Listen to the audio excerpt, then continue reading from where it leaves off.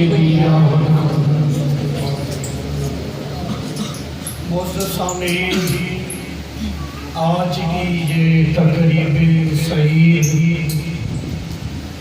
المراد قرآن academy کے زیر اہتمام تکمیل قرآن کے حوالہ سے بموقع دستار فضیلت انعقاد پذیر ہیں۔ دعا ہے اللہ رب العزت ہم سب کی حاضری کو اپنی بارگاہ سمدیت میں قبول فرمائے۔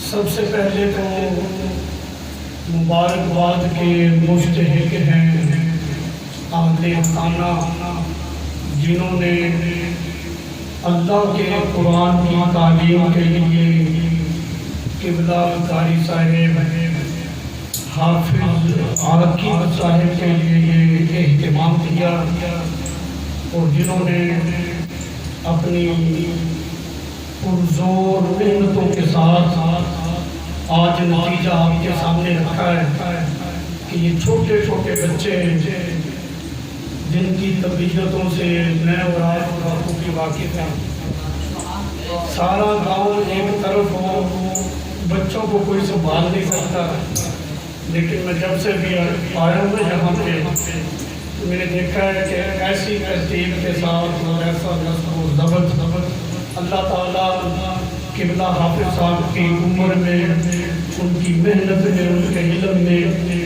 ان کے کردار میں بے پناہ برکتیں عطا فرمائے۔ سب سے پہلے کیونکہ یہ تکمیل قرآن کے حوالے سے محفل ہے، قرآن کا ایک نام حکیم ہے، ہم کہتے ہیں قرآن حکیم۔ جب اس بات کو ہم تسلیم کرتے ہیں کہ قرآن حکیم ہے اور ہم بیمار ہیں، تو ہم اپنا علاج قرآن سے کیوں نہیں کرواتے؟ یہ ضروری نہیں ہے کہ جس کو کرونا ہو جائے وہ بیمار ہوتا ہے، جس کا سر رب کی بارگاہ میں نہیں جھکتا وہ بھی بیمار ہے، اس سے بدعملی کی بیماری لگ گئی ہے۔ جس کا پیٹ حرام کے بغیر بھرتا کوئی نہیں، یہ بھی بیماری ہے کہ حرام سے بچتا ہے، حلال سے اچھا نہیں لگتا، یعنی مختلف قسموں کی بیماریاں ہوتی ہیں۔ قرآن ایک واحد ایسا نسخہ ہے جو کسی مخصوص مرض کے لیے رب نے نہیں اتارا، بلکہ کائنات کی جتنی بھی امراض ہیں سب امراض کے لیے رب نے قرآن کو شفا بنا کر بھیجا ہے۔ پہلی بات تو یہ ہے کہ ہمیں قرآن سے ہی اپنا علاج کرنا چاہیے، جو بھی مسئلہ بن جائے ہم رجوع قرآن کی طرف کریں۔ دوسری بات، علم جو ہوتا ہے کہ جس مرتبے میں بھی ہو یہ فضیلت کا سبب بن جاتا ہے۔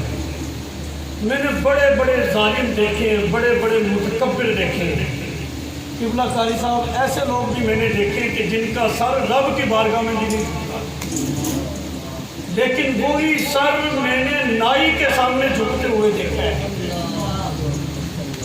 جو عید کے دن رب کی بارگاہ میں بھی سر نہ جھکتا ہو، ایک عام سا انسان نائی جسے کہتے ہیں اس کے سامنے جھکتا ہے۔ کیوں؟ اسے بال کاٹنے کا علم ہے، تو اس کے سامنے اس کا سر جھک گیا ہے۔ چلے دوسری مثال میں دوں، حدیث پاک کی کتاب ہے آثار السنن، اور بھی بہت ساری کتب حدیث کے اندر یہ حدیث موجود ہے کثرت کے ساتھ۔ آثار السنن میں تو مستقل باب ہے۔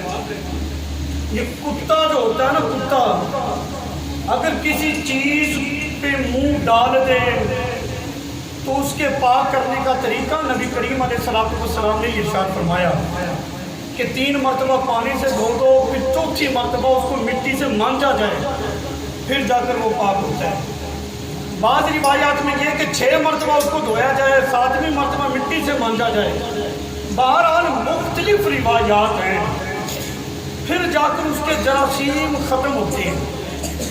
ایک جرمن کا ڈاکٹر تھا، اس نے نبی پاک علیہ السلام کی اس حدیث پہ ریسرچ کی بھی جب ہر قسم کی نجاست پانی سے دور ہو جاتی ہے، یہ کیا وجہ ہے کہ نبی کریم علیہ السلام نے فرمایا کہ کتا جس شے کو منہ ڈالنے اس کو اگر پاک کرنا ہے تو پانی سے بھی دھویا جائے، پھر مٹی سے بھی مانجا جائے، پھر جا کر وہ پاک ہوگا۔ آخر اس کی وجہ کیا ہے؟ اس نے ایک تھالی لی، کھانا رکھ کر کتے کو کھلایا، پھر اس کو جو اس کے پاس صابن سرف وغیرہ جو بھی تھا پانی سے اس کو دھویا۔ اس کی آواز ہلکی لگی، اس کو دھویا اس نے، پھر اس نے خوردبین سے اس کو چیک کیا تو وہ کتے کے جراثیم ابھی ختم نہیں ہوئے تھے، ایک پلیٹ پر موجود تھے۔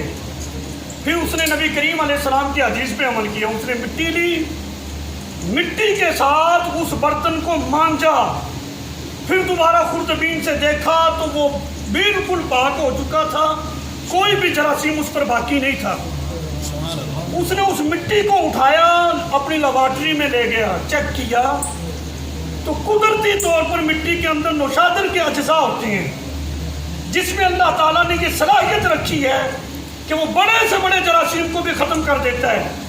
یہ چیز چیک کرنے کے بعد اس جرمن ڈاکٹر کا سر ادب سے جھک جاتا ہے اور وہ یہ کہتا ہے کہ میں مسلمانوں کے نبی کو سلوٹ کرتا ہوں کہ 1400 سال کے بعد آج سائنس جس نتیجے پر پہنچی ہے، رسول اللہ نے 1400 سال پہلے اپنے بلال کو اس مقام پہ کھڑا کر رکھا۔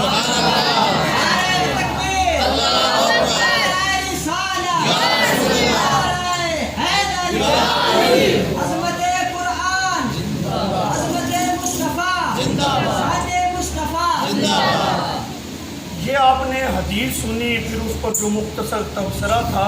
اب آ جائیں اصل مسئلے کی طرف کہ علم جس درجے میں بھی ہو وہ فضیلت کا سبب بن جاتا ہے۔ وہ کتا جو کسی شے میں منہ ڈال دے وہ اتنی پلید ہو جاتی ہے کہ اس کے پاک کرنے کا ایک علیحدہ طور پر کریم آقا علیہ السلام نے طریقہ اپنے اصحاب کو، اپنی امت کو سکھایا ہے۔ وہی کتا اگر اس کو شکار کا علم سکھا دیا جائے اور وہ کتا شکار کر کے آئے، اب اس کا لعاب نہیں، اس کے دانت بھی شکار کے اندر پیوست ہو جائیں اور اپنے شکار کو وہ زخمی کر دے، لیکن رسول اللہ کی شریعت کہتی ہے کہ وہ شکار تمہارے لیے حلال ہے۔ میں یہ کہتا ہوں اگر کتے کو علم سکھا دیا جائے وہ عام کتوں کی طرح نہیں رہتا، وہ دیگر کتوں سے ممتاز ہو جاتا ہے کیونکہ اس کو علم سکھا دیا گیا ہے۔ تو کیا خیال ہے جس بچے کے سینے میں قرآن کی دولت ہو پھر اس کا مقام کیا ہوگا؟ یہاں پر چونکہ یہ دستار فضیلت کی محفل ہے، ذہن میں یہ سوال پیدا ہوتا ہے آخر اس طرح کی جو مخصوص محافل ہوتی ہیں اسے جلسہ دستار فضیلت کا ہی نام کیوں دیا جاتا ہے؟ یوں کہہ دیا جائے دستار شرافت، یا پھر کہہ دیا جائے جی ہمارے ہاں محفل ہے، بچوں نے قرآن ختم کیا ہے تو لہٰذا دستار کرامت محفل ہے، آپ نے تشریف لانا ہے۔ نہ دستار شرافت آج تک سنا، کسی جامعہ میں یہ جلسہ نہیں ہوا، نہ آج تک کسی نے اشتہار چھپوایا کہ دستار کرامت کا جلسہ ہے۔ جب بھی چھپتے ہیں اشتہار، جب بچے اپنی تعلیم کو مکمل کرتے ہیں تو دستار فضیلت، یہ فضیلت لفظ بولا جاتا ہے، کرامت اور